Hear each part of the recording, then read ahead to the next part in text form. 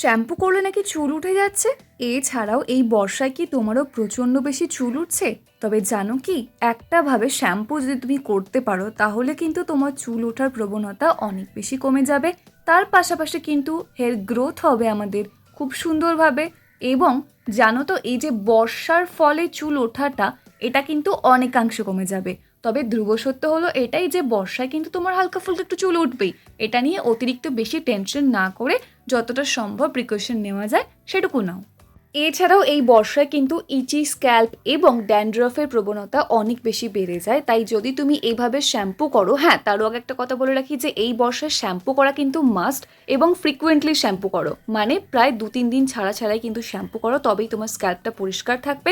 এবং এইভাবে শ্যাম্পু করলে তোমার itchy scalp, dandruff, hair fall সব কিছু কন্ট্রোলে থাকবে, হেয়ারটা খুব সুস্থ, স্বাভাবিক, সুন্দর থাকবে।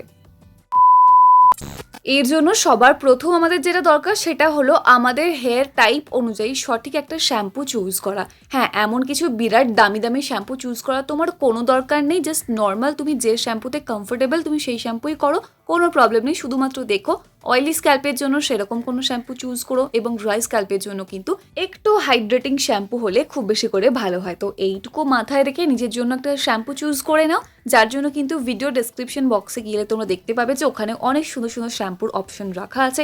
তোমরা চাইলে কিন্তু সেখান থেকে কিনেও ইউজ করতে পারো। আদারওয়াইজ তোমরা এই মুহূর্তে যে শ্যাম্পু ইউজ করছো সেই শ্যাম্পুটাই পরিমাণ মতো নিয়ে নাও। যে কোনো শ্যাম্পু, যে কোনো ব্র্যান্ডের শ্যাম্পু, কোনো প্রবলেম নেই।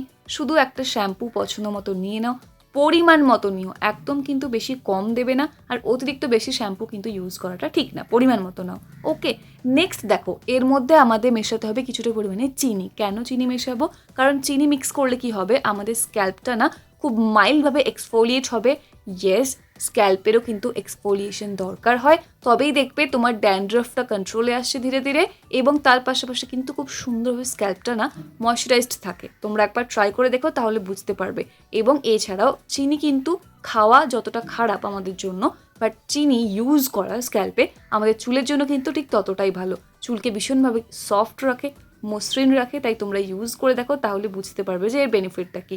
রেশিওটা ঠিক এরকম রাখবে যেন তুমি যদি 2 চামচ পরিমাণের শ্যাম্পু নাও, তাহলে কিন্তু মোটামুটি ধরো এই হাফ চামচের থেকে একটু বেশি, মানে 1.25 চামচ মতো চিনি নেবে। খুব একটা বেশি চিনি নিও না, তাহলে কিন্তু আবার স্ক্যাল্প ভীষণ পরিমাণে স্ক্র্যাচ পড়ে যাবে।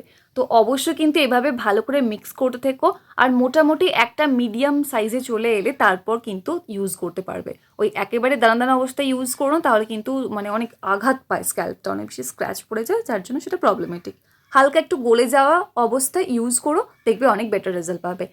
নেক্সট এবং মোস্ট ইম্পর্টেন্ট যেটা স্টেপ, সেটা হলো রোজমেরি এসেনশিয়াল অয়েল। এখানে কিন্তু আমি এখন ইউজ করে করে মোটামুটি আমার স্যুট করে গেছে, সেই জন্য আমি 10 ড্রপস নিচ্ছি। তোমাদের যাদের এখনও অভ্যস্ত তোমরা হওনি, তোমরা কিন্তু ইনিশিয়াল স্টেজে মাত্র 5 ড্রপস মতো ইউজ করবে, এর বেশি নয়। 5 ড্রপ করে মোটামুটি ইনিশিয়াল স্টেজে ইউজ করতে করতে যখন তুমি অভ্যস্ত হয়ে যাবে, 1-2 মাস পর থেকে কিন্তু 10 ড্রপ মতো নিতে পারো, কোনো প্রবলেম হয় না। এবার দেখো, এটা মিক্স করবে অবশ্যই খুব ভালো করে।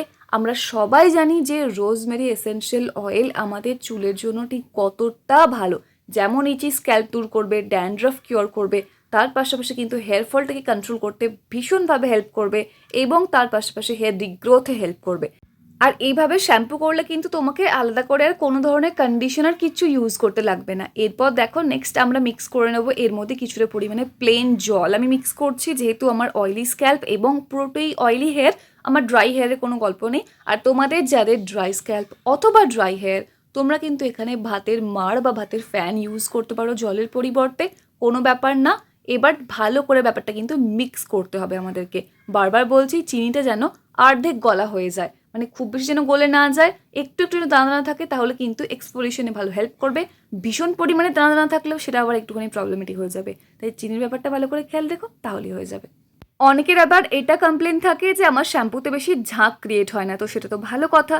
শ্যাম্পুর মধ্যে যদি সালফেটের পরিমাণ কম থাকে অথবা যদি ক্ষারের পরিমাণ কম থাকে, তাহলে কিন্তু ঝাঁক খুব একটা হয় না, যেটা ভালো জিনিস, কোনো প্রবলেমেটিক কিছু না। এবার দেখো, ভালো করে মিক্স করে নিলে কিন্তু রেডি হয়ে যাবে আমাদের DIY hair fall control hair regrowth shampoo, যেটা সপ্তাহে জাস্ট একবার করে করলে কিন্তু হয়ে যাবে। যাদের প্রচণ্ড বেশি হেয়ার ফলের সমস্যা, তারা কিন্তু সপ্তাহে 2বার করে ইউজ করবে, এর বেশি প্লিজ কেউ ইউজ করবে না। কারণ রোজমেরি এসেনশিয়াল অয়েল কিন্তু ডেলি ইউজ করার জন্য একদমই নয়, কারণ রোজমেরি ওয়াটার নয়, রোজমেরি এসেনশিয়াল অয়েল তুমি ইউজ করছো, তাই সপ্তাহে 2বারের বেশি কিন্তু একেবারেই ব্যবহার করবে না।